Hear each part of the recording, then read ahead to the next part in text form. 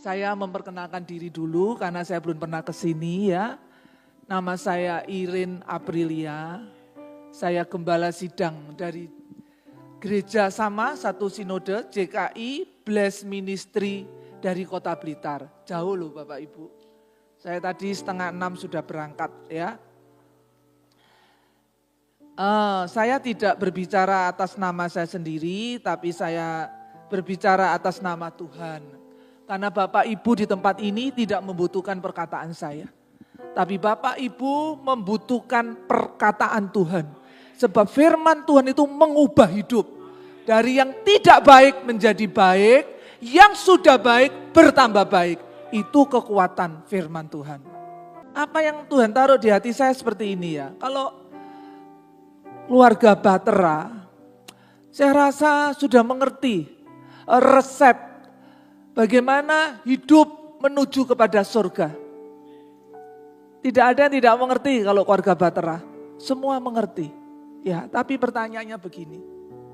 Banyak orang percaya, orang Kristen ngerti jalan menuju surga. Dari bumi ke surga ngerti cara-caranya.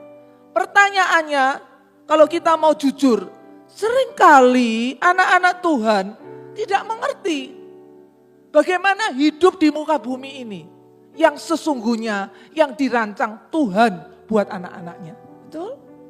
Saya katakan seperti ini sesungguhnya banyak saya melihat anak-anak Tuhan hidup di dalam kekalahan Bapak Ibu. Tidak hidup di dalam kemenangan demi kemenangan atau dari satu kemuliaan kepada kemuliaan. Seringkali hidupnya kalah. Apa yang salah? Di mana letak salahnya? Itu jadi satu pertanyaan. Saya rasa jemaat di tempat ini kalau saya tanya bagaimana jalan menuju surga pasti sudah tahu, bahkan mungkin sudah ngelontok itu kalau orang Batera. Ya, tapi kenyataan yang kita hidupi di hari-hari ini. Banyak orang Kristen, banyak anak-anak Tuhan hidupnya tidak berkemenangan. Kenapa bisa seperti ini? Mungkin tidak berkemenangan di dalam kesehatannya, di dalam keuangannya, di dalam hubungan, di dalam pelayanan. Banyak hal yang saya temukan. Saya melihat itu dan saya memetik satu pelajaran. Hari ini yang hidupnya tidak sulit siapa? Coba angkat-angkat. Bu, hidup saya enak nih hari ini. Sulit apa enak? Sungguh. Sulit. Jujur ini enggak ada penghukuman Bapak Ibu. Di dalam Tuhan itu selalu harus ada kejujuran. Kalau bilang sulit enggak berdosa kok. Begitu loh. Ada anugerah Tuhan, tapi kita kan harus jujur sama Tuhan. Sulit atau mudah hidup hari ini? Sulit, betul itu. Sangat betul. 2-3 tahun terakhir ini kehidupan di dunia tidaklah mudah. Sejak COVID masuk tahun 2019 akhir, ya awal 2020, sampai hari ini saya lihat kehidupan tidak mudah, semakin hari semakin sulit. Coba lihat di jalan-jalan, banyak rumah dijual, banyak tanah dijual dan tidak laku. Kita beruntung jadi anak Tuhan. Ya, di dalam kerajaan surga tidak ada resesi, tidak ada keuangan yang sulit. Tapi kita mau ngomong jujur, hari ini hidupku sulit Bu. Hidupku kekurangan. Apa yang harus dilakukan? Apakah desain Allah atas kehidupan anak-anaknya demikian? Saya rasa Bapak Ibu di sini siapa yang setiap hari baca firman? Coba saya ingin tahu. Bapak Ibu, kalau mau hidupnya berubah, tidak cukup menjadi orang Kristen. Tidak cukup menjadi orang percaya. Kalau cuma terima Yesus, sudah titik. Setiap Kamis mungkin ke tempat ini, setiap minggu mungkin ke gereja dan tidak melakukan apa-apa, saya jamin tidak akan pernah ada perubahan hidup. Ikut Tuhan tidak demikian. Ikut Tuhan itu ada bagian-bagian yang harus dikerjakan dan dilakukan. Kalau bagian-bagian itu tidak dikerjakan dan dilakukan, sampai lebaran kodok, tidak ada perubahan hidup Bapak Ibu. Kita kenal Tuhan, masuk Tuhan seperti ini, sampai kita menjelang masuk ke liang kubur akan tetap sama. Kenapa Tuhan memberikan Alkitab? Kenapa Tuhan memberikan firman-Nya? Firman ini bukan hanya sebuah tulisan, tapi satu perintah yang harus dilakukan oleh orang percaya untuk membawa perubahan hidup. Tidak cukup percaya Yesus, tidak cukup berdoa, tidak cukup. Selama kita tidak jadi pelaku firman, sampai kapanpun hidup tidak akan berubah. Untuk menjadi pelaku firman kita harus ngerti Alkitab itu bicara apa. Dia ngajarin apa? Itu kita harus tahu. Kalau kita tahu itu dan kita melakukan, hidup yang tidak baik akan berubah jadi baik. Hidup yang sudah baik akan bertambah jadi baik. Itu hebatnya Alkitab. Sebab firman Tuhan ini bukan perkataan manusia. Yohanes 1 ayat 1 berbicara, firman itu adalah Allah sendiri. Kalau kita ngerti prinsip ini, pada waktu kita membaca firman itu posisi kita sama. Seperti kita waktu berdoa. Sebab kita sedang berhadapan dengan satu pribadi yang luar biasa namanya Tuhan Yesus Kristus. Yang wujudnya adalah perkataannya yang tertulis di dalam Alkitab. Betapa penting kita setiap hari harus baca Alkitab Bapak Ibu. Ya kalau tidak baca Alkitab tidak ada perubahan hidup, percayalah. Mau ke gereja 20 tahun, 30 tahun, tidak ada perubahan hidup. Saya menemukan banyak orang Kristen tertanam di gereja 30 tahun, tidak ada perubahan hidup Bapak Ibu.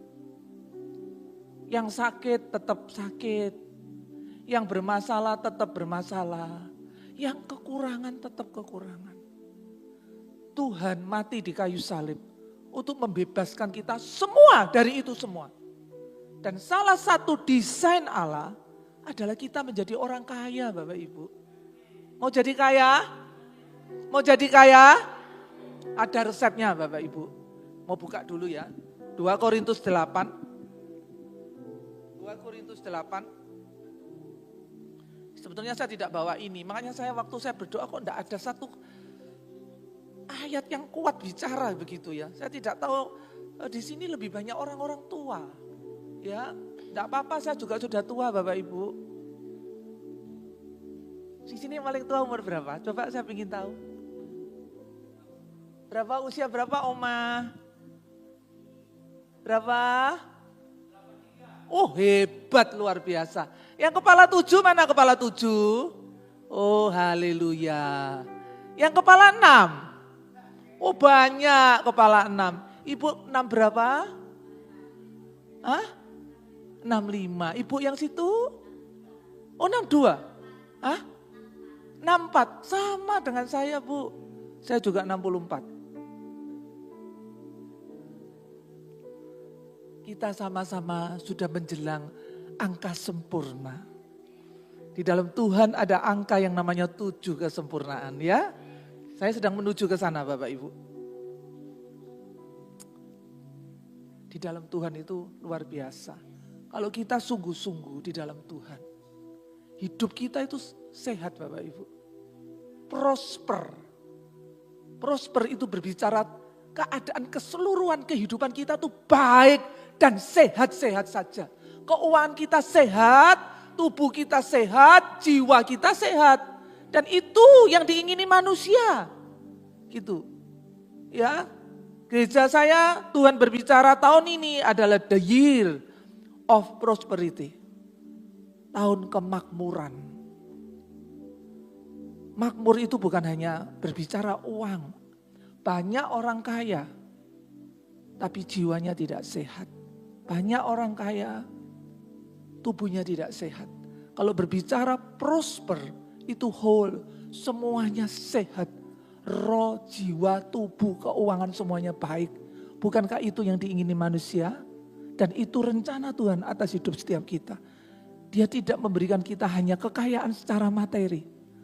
Coba Bapak Ibu lihat, bintang film itu yang kaya-kaya itu banyak. Tapi kenapa bunuh diri? Uangnya banyak, terkenal. Berarti ada sesuatu kekosongan di dalam hidupnya yang tidak bisa menjamin kekayaannya. Itu tidak bisa menjamin apa yang ada di dalam manusia dalamnya. Penuh dengan kehampaan. Kalau kekayaan itu bisa menjamin kita damai sejahtera. Kristus tidak perlu mati di atas kayu salib, Bapak Ibu. Tapi saya juga mau membuka paradigma. Tidak ada orang miskin yang bahagia. Betul? Ada orang miskin yang bahagia. Mau makan aja sulit.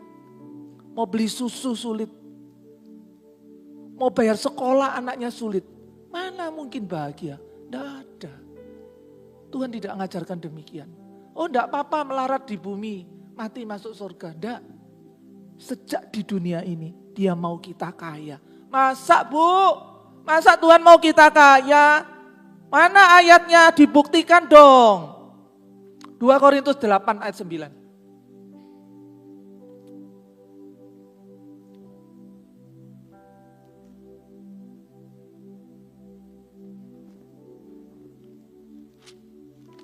Tuhan itu Tuhan yang luar biasa, yang mendesain hidup kita itu dengan luar biasa.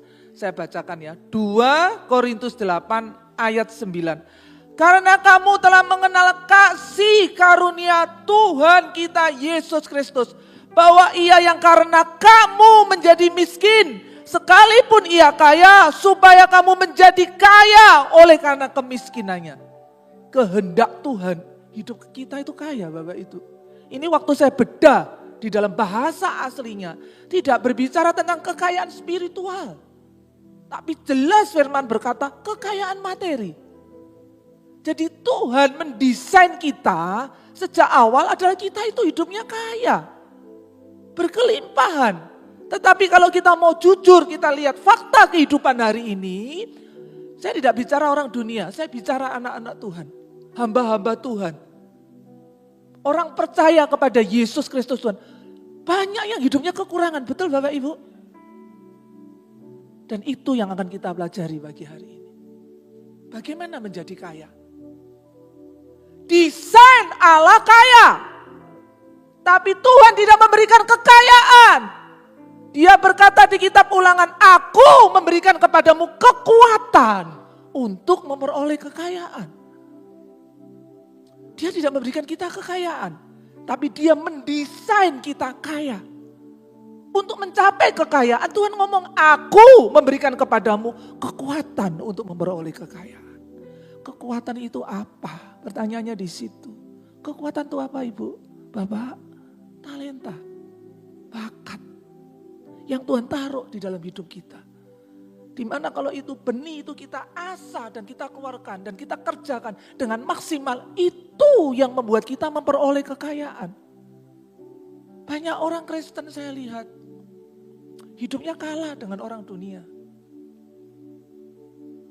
Kerja tidak maksimal. Kerja seenaknya. Males. Apalagi kalau kerjanya sama-sama anak Tuhan. Bosnya anak Tuhan. Wah, tambah seenak. Ya, nanti kalau hari apa minta cuti, mau pelayanan.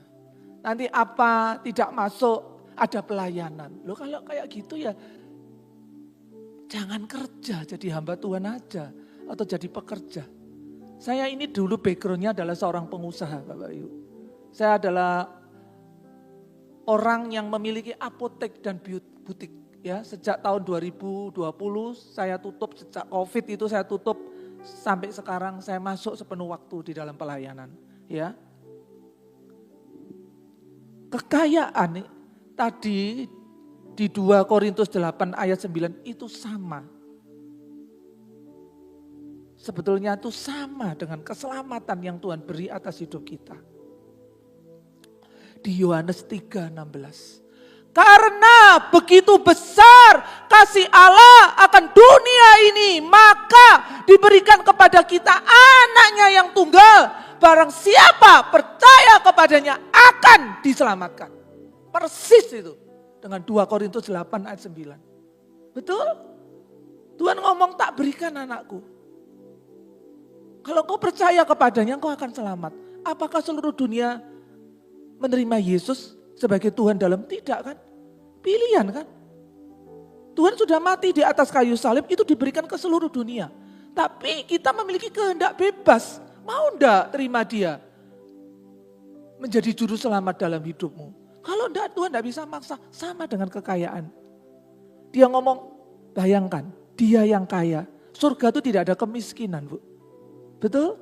Dia yang kaya turun ke bumi untuk menjadi miskin. Supaya kita yang miskin menjadi kaya. Oleh karena kemiskinan dia. Pada saat Yesus turun dari surga ke bumi, bukankah itu melambangkan dari kekekalan kepada yang fana.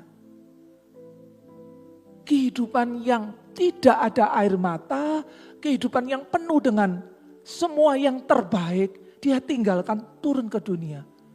Untuk menjadi apa? Miskin. Supaya kita yang miskin menjadi kaya. Jadi Bapak Ibu harus tahu mindsetnya di dalam pikiran tuh. Saya ini diciptakan Tuhan, didesain Tuhan untuk menjadi kaya. Harus ngerti itu. Jadi kalau belum kaya hari ini, apa yang harus dilakukan? Kan begitu resepnya. Betul? Saya belum kaya Bu hari ini.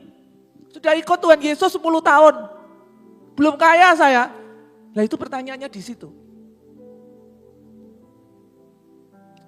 Dan itu bukan hanya dihidupi jemaat. Banyak hamba Tuhan juga demikian.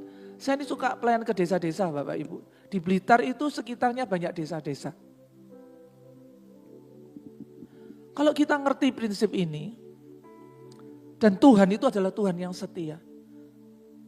Makanya saya lihat begini, banyak anak Tuhan mengerti jalan ke surga. Ngerti sekali dah, apalagi keluarga Batra.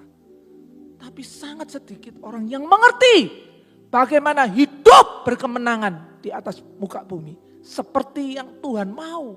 Seperti desain Allah bahwa kita hidup di dalam kekayaannya. Dalam kelimpahannya. Kenapa lebih banyak orang yang miskin dibanding orang yang kaya? Kenapa? Itu satu pertanyaan Bapak Ibu.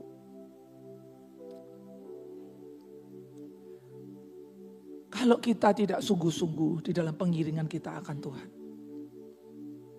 Kita akan terjebak dengan yang namanya roh agamawi Bapak Ibu. Wujudnya kita beribadah, wujudnya kita menyembah, wujudnya kita menari. Di gereja saya juga ada tarian seperti ini. Ya, semuanya ada, tapi tidak memberikan efek dalam hidup. Tarian bukan tidak baik, nyanyian bukan tidak baik, tapi itu saja. Bahkan doa puasa bukan tidak baik, tanpa kita menjadi pelaku firman selama-lamanya tidak ada perubahan hidup.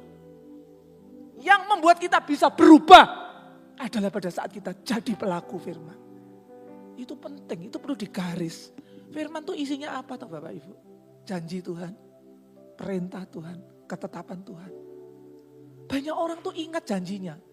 Oh Tuhan datang supaya kita hidup dan hidup dalam segala kelimpahan. Betul?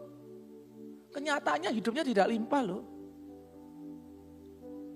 Apa Tuhan salah? Enggak. Kenyataannya banyak anak Tuhan yang tidak limpah hidupnya. Apakah salah Tuhan? Tidak.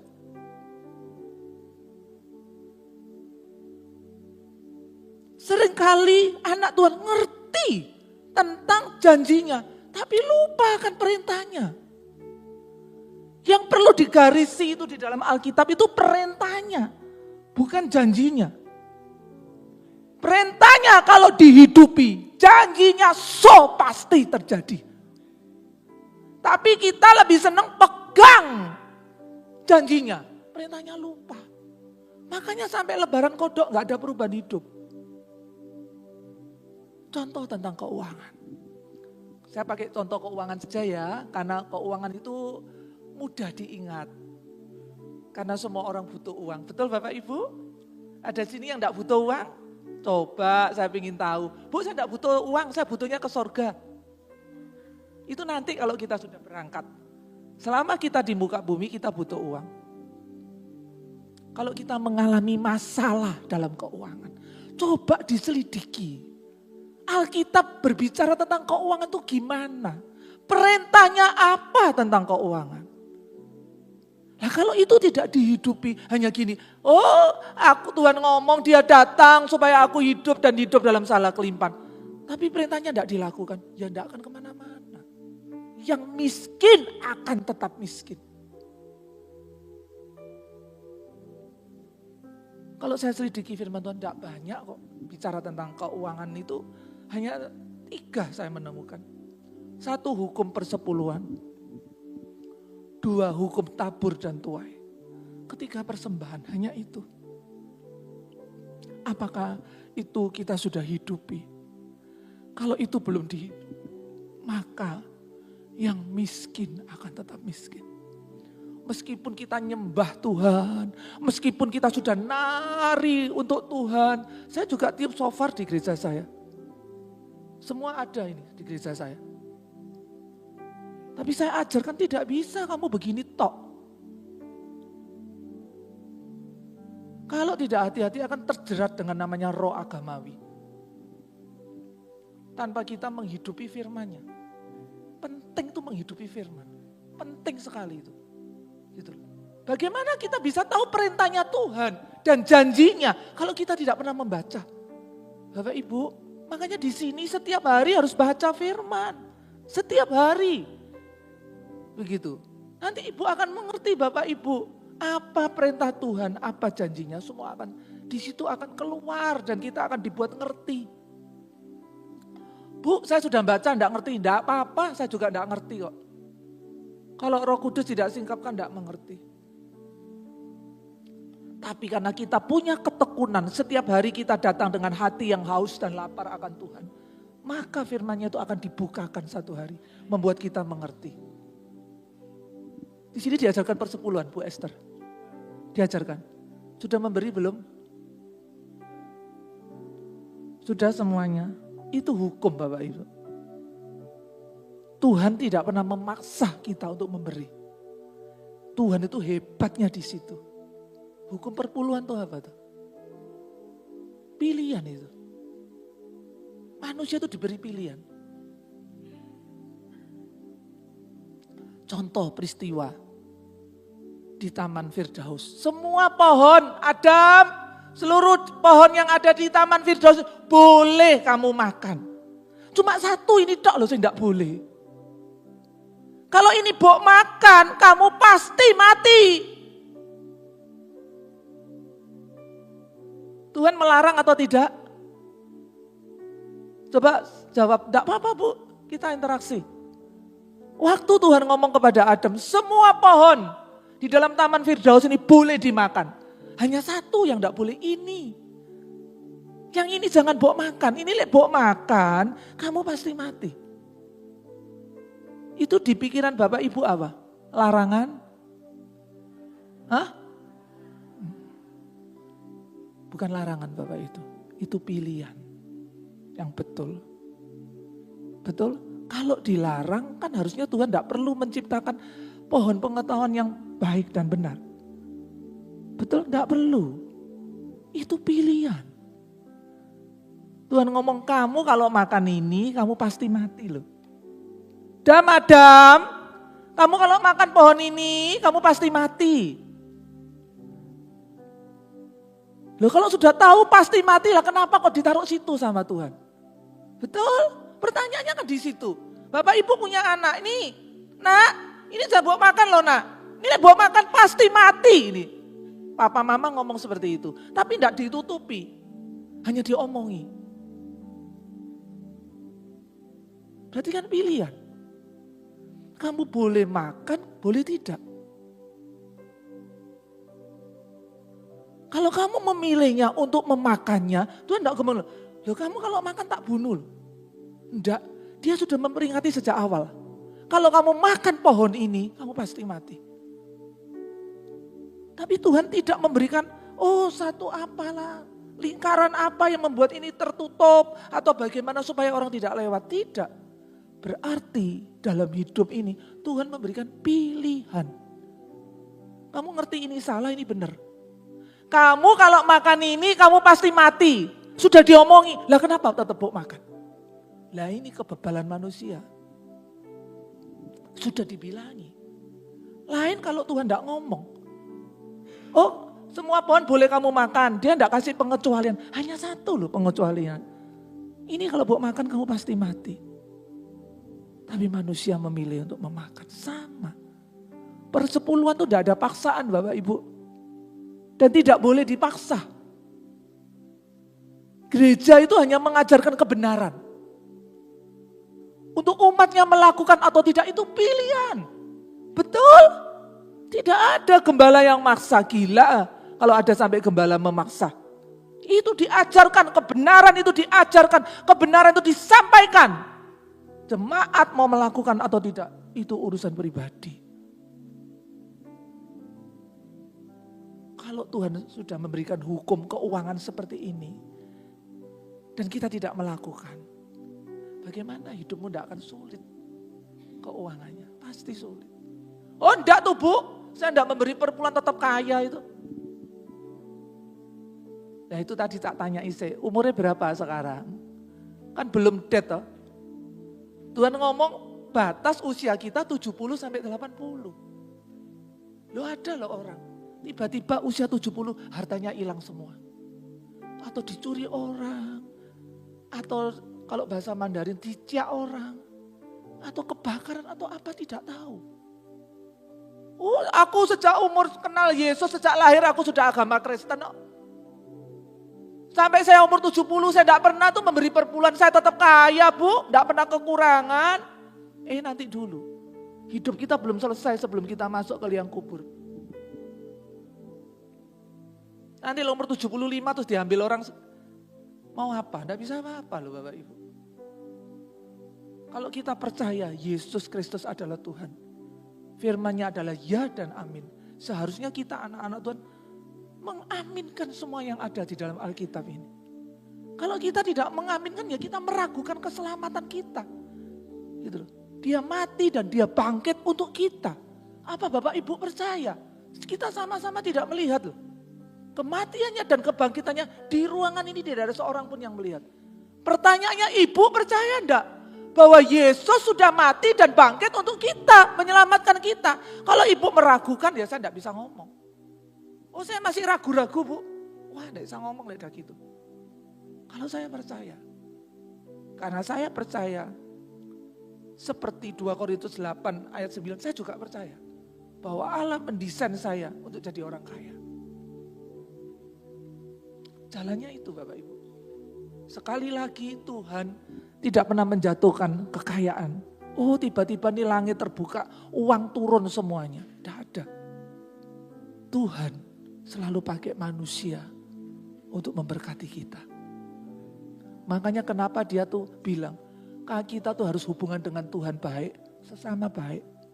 Karena semua yang bekerja di hidup kita, berkat anugerah yang Tuhan turunkan atas hidup kita, melalui orang Bapak Ibu. Jadi kalau kita tidak baik dengan manusia, bagaimana hidup kita bisa diberkati? Kagak.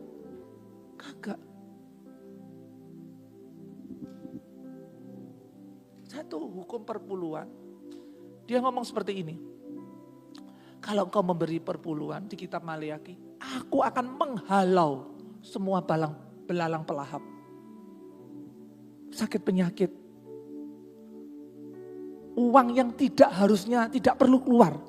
Itu dihalau semuanya. Berapa banyak orang tuh satu keluarga saya lihat. Itu sakit terus. Mari mamae, papae, anake, mantune, cucuke, semua sakit. Kok bisa seperti itu? Aneh kan? Saya ini ikut asuransi kesehatan Bapak Ibu. Asuransi kesehatan kan 10 tahun. Tidak pernah saya pakai loh. Satu kali pun saya tidak pernah masuk rumah sakit. Dan saya berharap sampai saya meninggal saya tidak pernah mau masuk rumah sakit. Oh rugi no ikut asuransi tidak pernah dipakai. Tidak rugi, kenapa rugi? Saya suruh keluar uang sama masuk rumah sakit ya saya lebih baik keluar uang. Meskipun asuransi itu tidak pernah saya pakai tapi saya sehat daripada gini. Rugi no. bayar asuransi tiap bulan. Enggak rugi. Suruh milih masuk rumah sakit sama tidak masuk rumah sakit. Dia milih enggak masuk rumah sakit meskipun saya setiap bulan bayar asuransi selama 10 tahun. Tidak pernah saya pakai Bapak Ibu. Kalau kita sungguh-sungguh dengan Tuhan, hidup itu sehat Bapak Ibu. Rohmu sehat, roh sehat itu mengantem ke jiwanya. Prosper. Jiwamu sehat, tubuhmu sehat.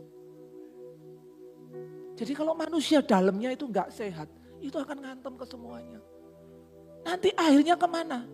Kepada harta benda. Kalau tubuhnya enggak sehat, jiwanya enggak sehat, apa bisa kerja Bapak Ibu? Enggak bisa. Tuhan itu luar biasa mendesain kita Bapak Ibu. Terus ada yang namanya persembahan. Di sini ada persembahan. Dikatakan kalau datang ke bait Allah, jangan dengan tangan kosong. Terus ada namanya hukum tabur dan tuai. Itu semua kita harus hidupi. Kalau kita tidak menghidupi itu, kita tidak hidup di dalam anugerah Tuhan. Ya kita akan hidup sesuai keringat kita. Orang di dunia itu tanpa Yesus kaya-kaya banyak kok. Tanpa Yesus. Lebih kaya dari anak-anak Tuhan banyak sekali. Yang enggak tahu quote and quote ya, bisa jalan salah, bisa juga dia jalannya benar. Tapi dia bekerja keras. Bisa sukses. Lah anak Tuhan sudah punya anugerah. Tapi malesnya pol. Bangun siang, HP terus. Waduh, mateng aku. Kalau di gereja tidak boleh main HP. Kalian tidak menghormati Tuhan. Tuhan ngomong, rumahku adalah sanctuary. Kita tahu ini bait Allah. Betul, ini rumah Tuhan. Tapi kenapa dia mendirikan gerejanya? Dan yang konyol adalah pekerja gereja, hamba Tuhan main HP di tempat. Gila ya. Saya buka HP, enggak pernah buka WhatsApp, Instagram, enggak. Saya lihat terjemahannya, lihat Alkitab. Kalau engkau datang ke rumahnya saja kamu tidak hormat, bagaimana hidupmu minta diberkati gitu loh. Dari mana? Omong kosong itu. Ini, gedung ini katakan sanctuary, tempat yang kudus. Meskipun kita ngerti bait Allah sesungguhnya adalah kita. Kalau memang Tuhan tidak perlu gedung ini, tidak perlu ada gereja dong. Kenapa di dunia itu banyak gedung gereja? Saya kalau ada orang main HP itu gregetan saya. Gitu loh. Lebih baik tidak usah datang ke gereja lah, di rumah aja. Lihat WhatsApp, Instagram, gila ya. Gitu kok, kalau susah cari Tuhan, dari mana gitu. Itu satu poin itu aja sudah salah. Kedua, datang ke gereja terlambat sudah salah. Tuhan, pemilik daripada gereja ini adalah Tuhan. Bukan Pak Wesley, bukan istrinya. Datang ke bait Allah, apa toh susahnya? 5 menit sebelum jam 10 kebaktian di sini. Kurang 5 menit lah. Kecuali ada hal-hal tertentu membuat kita terlambat. Saya streng kalau sama pekerja saya. Kalau sampai saya tahu main HP, tak off, tidak usah melayani. Kalau jemaat kita tidak bisa. Yang namanya kamu sudah mau melayani Tuhan, integritasmu harus dibuktikan dengan pelayanan. Bayangkan kalau saat masuk gereja gini, pelayan HP. Saya langsung keluar kalau seperti itu. Gak bener ya gereja ini. Pelayan Tuhannya HP-an semua. Keluar saya. Kita itu loh ke gereja. Khotbahnya tadi Bu Esther bilang 45 menit. Main HP loh di rumah bisa 5 jam terus gini. 45 kamu dengar kebenaran. Kenapa kamu gak mau? Gitu kok mau minta diberkati dari mana? Tidak bisa Bapak Ibu. Tidak akan pernah bisa. Jadi sejak awal kita harus ngerti step-stepnya ini. Kalau step-stepnya tidak ngerti, kita tidak bisa diberkati Bapak Ibu. Wes mau nangis bahasa roh, sudahlah. Wes tiup shofar, nari, naik turun, loteng bila perlu. Tidak ada perubahan. Kalau kamu tidak datang dengan takut dan gentar akan Tuhan. Kenapa kamu datang ke tempat ini? Untuk apa kamu datang ke tempat ini? Tujuanmu apa datang ke tempat ini?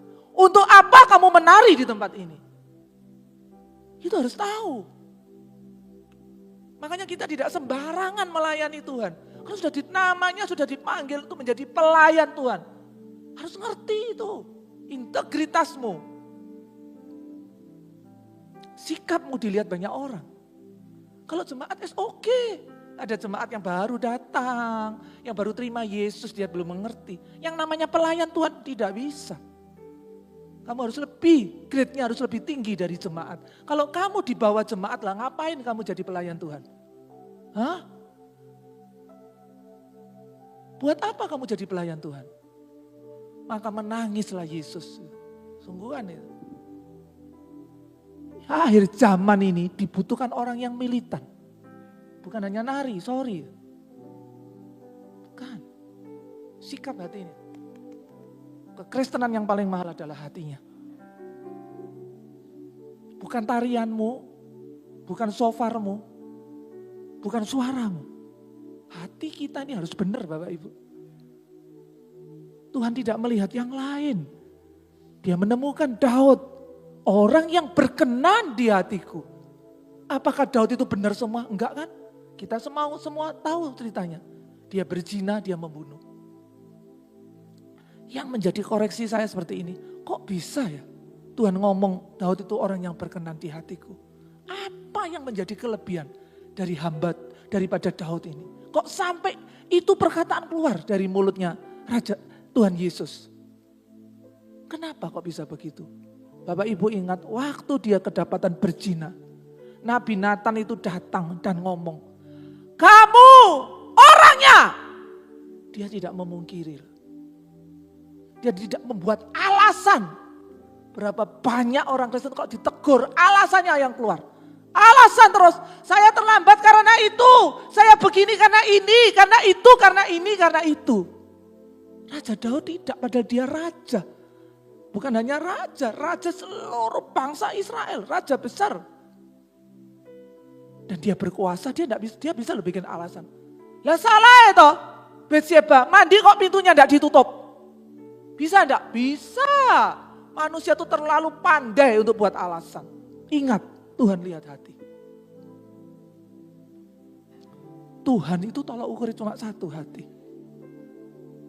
Kita sama-sama memberi ini. Sama-sama wujudnya memberi. Kenapa yang satu diterima, yang satu tidak? Urusannya di hati Bapak Ibu. Orang memberi itu baik, enggak baik. Apapunlah bentuk pemberian kita. Kalau di pandangan orang pasti baik. Coba deh satu, ini ke sini satu, ayo bantu saya. Oh, akuannya cuma satu nih. Coba minta satu lagi deh. Ya, kita pegang aqua, sama-sama pegang. Ini saya kasih contoh nih ya. Kita punya aqua. Sini mari. Ini Cik satu, ayo maju. Ya, contoh nih. Saya memberikan aqua ini buat ibu. Ibu namanya siapa? Iya, ini juga kasih. Iya. Dilihat bagus enggak? Murah hati kan? Saya murah hati, dia juga murah hati. Hunus hatinya.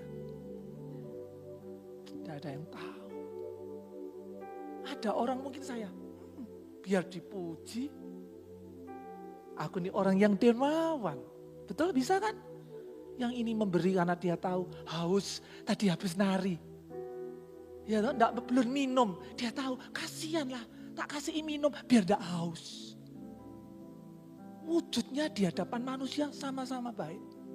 Tuhan tidak sama. Dia lihat hati kita. Jadi ingat, segala sesuatu menyangkut kehidupan kita, tolok ukurnya satu hati. Hati kita harus benar Bapak Ibu. Sudah, terima kasih. Pada saat dia menemukan hati kita benar, dia berkenan. Manusia tidak bisa lihat hatinya kita. Manusia lihat actionnya kita. Dia dan saya sama-sama memberi. Hatinya beda. Jadi kalau ada apa-apa, lihat hatimu. Kalau hatimu benar, Tuhan pasti membalas semua apapun yang kita lakukan. Tapi seringkali kalau ngomong jujur, makanya firman Tuhan ngomong apa? Betapa liciknya hati, lebih licik dari segala sesuatu. Banyak orang memberi itu motivasinya tidak tulus Bapak Ibu. Mau dipuji orang, mau dihargai orang, banyaklah.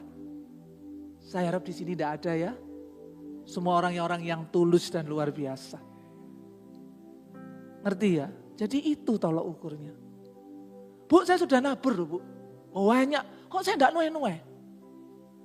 Lah itu nabur cuma sedikit kok dia dapat tuayan. Lah hatimu gimana? Ada orang komplain, aku sudah memberi ini, memberi itu, ini, itu. Kok enggak ada tuayan? Kelihatan hatimu. Motivasimu memberi itu apa? Selama motivasi hati kita tidak benar, tidak ada tuayan Bapak Ibu. Orang memberi persembahan.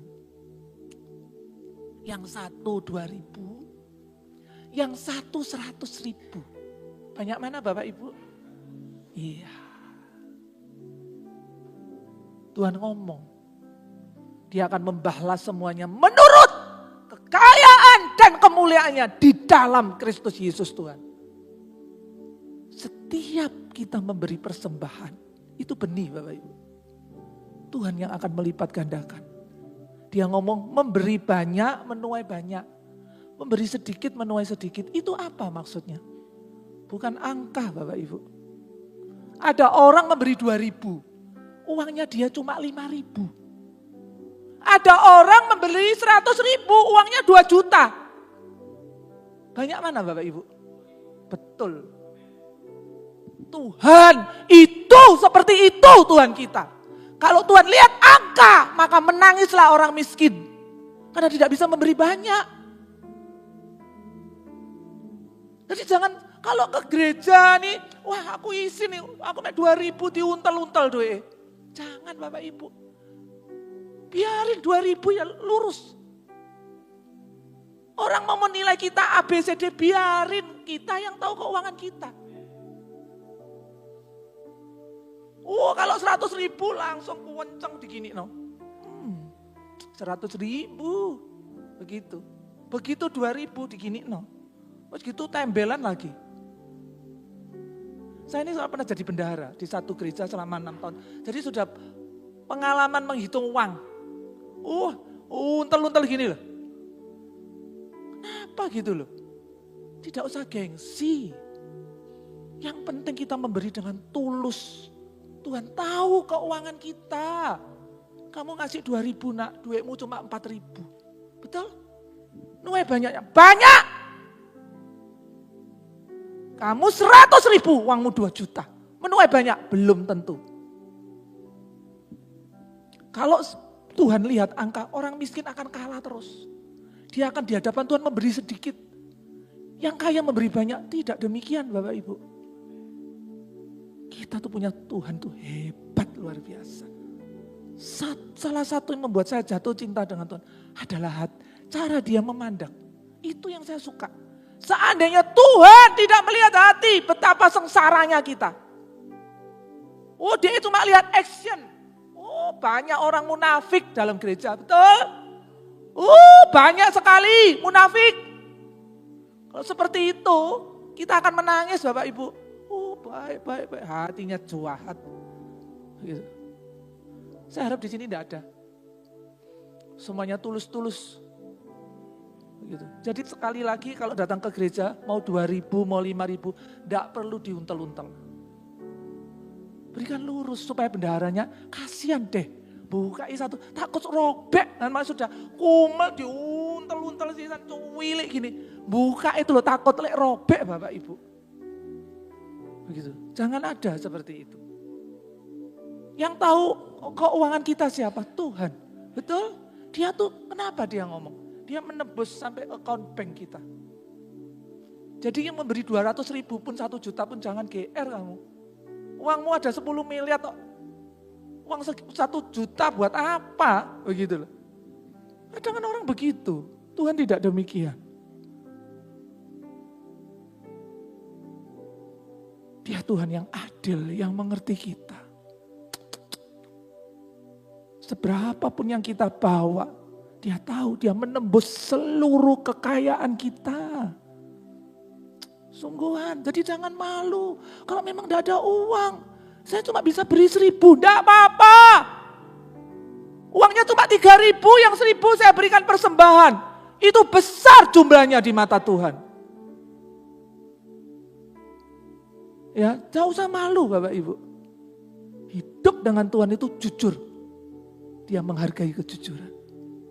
Kalau kita jujur, semua yang tertulis itu tergenapi loh Bapak Ibu. Dan di masa yang sulit saya ajarkan kalian, jangan jadi orang medit, pelit. Wah sembarang nyari duit angel ini saiki. Ojo dididik kasih no gereja, semua kasihkan gereja. Jangan begitu Bapak Ibu. Tetaplah menabur sesuai porsimu masing-masing dan kerelaan hatimu. Ngerti? Kalau misalnya gereja ada tantangan ini taburan, ada acara apa saya tidak tahu di gereja ini. Berilah sesuai kemampuanmu. Begitu. Jangan tidak memberi, padahal punya uang. Ya karena uang sulit. Semua diketati. Hemat Bu, hemat. Hemat kalau tidak hati-hati, pelit. Bapak Ibu ngerti? Firman Tuhan tidak mengajarkan. Hemat pangkal kaya. Tidak ada, selidiki firman Tuhan. Rajin pangkal kaya. Malas pangkal miskin. Coba cek itu di hidup kita. Kita hari ini melarat tuh karena apa? Hah? Kita enggak punya hari ini kenapa? Rajin atau malas? Jadi kalau mau kaya, resepnya rajin. Bukan hemat. Firman Tuhan kata ada orang yang menabur, tapi semakin kaya. Ada orang yang simpen erat-erat semakin miskin. Kalau kita sekolah dulu kan diajari. Zaman dulu, waktu saya masih anak-anak, masih SD. Hemat pangkal kaya. Tidak ada firman Tuhan. Rajin pangkal kaya. Males pangkal miskin. Jadi coba dicek hidup kita kalau hari ini ada yang hidupnya kekurangan. Coba itu dicek kita termasuk orang rajin atau orang malas. Selama kita malas tidak ada berkat. Bapak Ibu, itu prinsip Alkitab. Itu nilai-nilai Alkitab yang harus kita hidupi. Kalau kita tidak menghidupi mau sembahyang puasa 24 jam di sini. Tidak akan kaya Bapak Ibu. Sudah nangis 1 ember. Bahasa roh mulai masuk sampai pulang. Tidak ada perubahan hidup, percayalah. Kita akan mengalami perubahan hidup pada saat kita jadi pelaku firman. Jadi inti kekristenan adalah pelaku. Yang dilakukan apa? Perintah. Lebih ingat perintah Tuhan daripada janji Tuhan. Anak Tuhan lebih ingat janji Tuhan daripada perintahnya. Oh hidupku diberkati Tuhan. Tuhan ngomong masa depan gilang gemilang. Dia datang supaya aku hidup dan hidup dalam segala kelimpahan. Nabur enggak pernah, persembahan enggak pernah, perpuluhan enggak pernah. Lah dari mana kamu bisa limpah? Mari gitu males pol. Bagaimana bisa kaya? Kagak. Gak akan kaya Bapak Ibu. Ini sudah jamnya ya Bu Esther. Ini kayak kalau khotbah 4 jam. Saya tahu di sini tadi Bu Esther sudah kasih saya warning 45 menit. Ini sudah lebih ya Bu Esther. Gitu. Lebih 5 menit aja ya Bu. Ini saya mengalir loh. Mana saya ditanya Ibu Esther, temanya apa? Tidak tahu. Saya bawa dalam doa enggak ada. Begitu, kok enggak ada tema, ini gimana? Aku nih ngomong apa nanti Tuhan ngomong apa? Gitu. Biasanya Tuhan mesti kasih saya tema. Ini enggak ada, heran saya. Begitu. Begitu. Ya ini yang Tuhan taruh di hati, pesan. Sekali lagi, saya percaya jemaat di tempat ini tahu jalan ke surga. Tapi jangan mau hidup di dalam apa yang standarnya tuh di bawah yang Tuhan mau, kita rugi. Kita harus hidup sesuai standar Tuhan. Dia mau kita hidup kaya Bapak Ibu. Itu desainnya. Kalau kita belum kaya, mari koreksi diri. Kalau nyangkut keuangan atau apa sajalah, setiap kita tuh punya cerita yang berbeda. Punya kesusahan yang berbeda. Punya kekurangan-kekurangan berbeda. Itu selidiki. Dan pelajari itu. Dan lakukan. Maka hidupmu akan berubah. Di gereja saya ada 3 slogan. Hidup kita harus punya yang namanya taburan. Harus punya yang namanya persepuluhan. Harus punya yang namanya tabungan. Tidak ada orang bisa kaya tanpa tabungan Bapak Ibu. Mau kaya dari mana?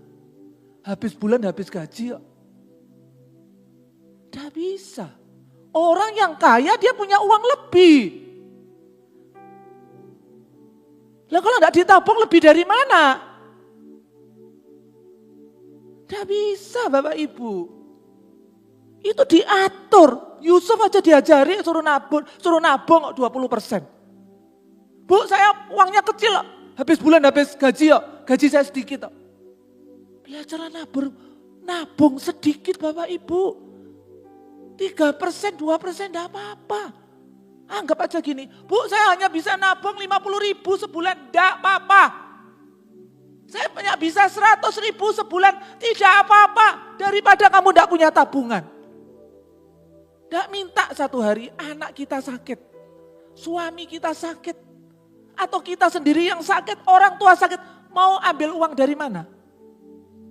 Dan hari ini semua orang sulit. Orang kalau punya tabungan, lebih bisa bergerak, dia lebih luas bergeraknya. Menabung bukan berarti tidak menabur. Kamu tidak menabur, kamu tidak punya anugerah. Jadi uang itu disendirikan. Ada uang untuk taburan, ini untuk persembahan, ini perpuluhan. Ada uang yang ditabung Bapak Ibu. Saya sebagai hamba Tuhan setiap bulan nabung. Saya digaji oleh gereja. Setiap tanggal 1 saya terima berkat langsung. Persepuluhan 10% langsung. Ambil lagi. Berapa setiap kita berbeda.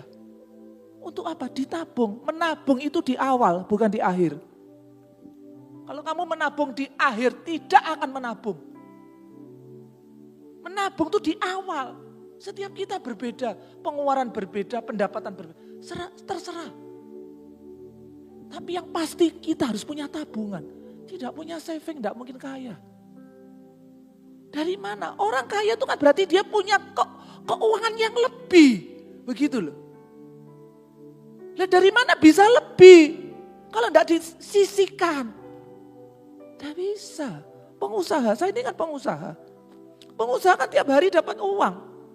Taruh dompet. Isi terus. Kamu tidak pernah membatasi. Mau beli apa saja, beli ya pasti dong tiap hari dapat uang kok. Itu sak modalnya buat makan semua itu. Kalau orang pandai, dia kasih batasan. Oh saya 1 bulan 20 juta untuk keluarga saya. Saya 1 bulan 10 juta cukup. Saya 1 bulan 5 juta. Itu diambil, disisihkan dulu. Ini untuk biaya hidup. 1 bulan 5 juta misalnya begitu. Yang lainnya enggak boleh diambil. Itu uang kerja untuk diputer. Lah kamu tidak sendirikan. Uang kerja ya itu, uang makan ya itu, mau beli baju ya itu, beli sepatu ya itu. Namanya orang mata keranjang. Mata ini kan mata keranjang toh. Sudah punya baju 1 lemari masih kurang toh. Hai wanita. Bukankah demikian? Kamu akan beli. Tidak terasa itu semua gerogoti uangmu. Habis. Akhirnya apa? Melarat. Pasti. Pasti melarat. Tapi kalau orang itu membatasi pengeluarannya, begitu dia tahu saya rumah tangga saya 10 juta cukup nih. Langsung disisihkan. Ini uang diputar Bapak Ibu. Untuk memperbesar usaha. Jadi tidak ngawur pakai uang. Salah satu kegagalan anak-anak Tuhan tidak bisa ngelola uang. Tidak bisa. Gitu loh. Bukan semua dikasihkan Tuhan, tidak. Ada saatnya seperti itu, saya percaya. Kadang-kadang Tuhan ngomong gini, itu loh tabunganmu kasih no. Tapi kan tidak selalu demikian tuh Tuhan itu. Dia bukan Tuhan yang kejam. Yang mau ambil semua keuangan kita, tidak. Dia tahu. Jadi yang pintar. Begitu loh. Punyai tabungan, punyai taburan, kembalikan persepuluhan. Saya jamin sampai kembali ke liang kubur tidak akan kekurangan. Sungguhan Bapak Ibu. Tapi kalau hukum ini tidak dilakukan, mau uang 100 juta pun kurang Bapak Ibu. Karena mata ini tidak pernah puas. Dan kalau beli sesuatu itu dipikir, ini berguna enggak? Ini punya uang nih 100 juta. Sudah punya tas 5 ini. Ada orang lagi nawarin. Penting enggak? Berguna enggak? Kalau enggak berguna jangan dibeli Bapak Ibu. Meskipun kamu ada uang. Kenapa saya bisa cerita seperti ini? Ya karena background saya pengusaha. Saya pernah hidup seperti ini. Makanya saya bisa cerita. Begitu. Tapi sejak saya mengenal Tuhan, saya mendalami Alkitab, saya rubah. Cara hidup saya rubah. Saya batasi, saya taruh di amplop Bapak Ibu di rumah. Uang saya ini tuh biaya hidup selama 1 bulan. Uang di lainnya tidak bisa diutek-utek. Tabungan tidak boleh diambil. Oh kalau ada punya duit grisian, mau kudu dikeluarno duit. HP saya itu sudah 8 tahun, tidak pingin ganti saya. Kalau bisa 12 tahun aja, tidak usah ganti. Ngapain tuh beli HP? Hah? Gengsi. Gengsi itu menghancurkan Bapak Ibu. Saya kalau boleh 12 tahun Tuhan, tidak usah ganti HP. Tidak pingin saya ganti HP. Oh, ada orang nih, HP sebentar-sebentar ganti, keluar baru ngapain? Ingatlah, pada saat kamu tidak punya uang, mau minta kepada siapa? Orang itu yang berhasil adalah survive dengan diri sendiri. Belilah hal yang penting dan berguna. Yang tidak berguna tidak usah beli, apalagi penampilan tidak penting. Bapak Ibu tak cerita nih, ini baju ini. Usianya sudah 25 tahun Bapak Ibu. Masih cukup karena badannya tetap. Dan modelnya klasik sampai selamanya orang tidak akan pernah tahu ini usianya 25 tahun. Tidak penting Bapak Ibu. Kita itu harus survive dengan hidup. Alkitab mengajarkan demikian. Pelajari Yusuf. Bukankah itu orang yang survive? Untuk hari ke depan dia menabung 20% dari penghasilannya. 1/5 itu 20%. Jadi kalau tidak punya tabungan salah loh anak Tuhan. Salah dan banget. Kamu tidak akan pernah bisa jadi kaya tanpa kamu menabung. Dari mana kaya? Kaya itu kan berarti ada uang yang lebih, yang tidak kita sentuh. Begitu ya. Saya akhiri sampai di sini, kalau terus nanti bisa 2 jam lagi Bapak Ibu. Ya, jadi prinsip Alkitab, kembalikan apa yang jadi hak Tuhan. Persepuluhan itu wajib. Supaya kita tidak mengalami hal-hal yang memakan hasil kita yang tidak seharusnya keluar. Uang yang tidak seharusnya keluar. Nanti titik mobil ketutul. Apa anak sakit, apa itu semua uang-uang yang tidak perlu keluar itu. Kedua, belajarlah menabur. Tanpa menabur tidak ada tuaian. Berilah persembahan. Habis gitu punyailah saving. Tabungan harus punya. Di masa sulit ini yang bisa menyelamatkan kita salah satunya adalah tabungan. Hari ini orang tidak punya tabungan, saya tidak bisa ngomong gimana hidupnya hari ini. Semua sulit. Semua terberkati. Terima kasih. Saya akhiri sampai di sini. Semoga firman ini boleh jadi berkat buat Bapak Ibu sekalian.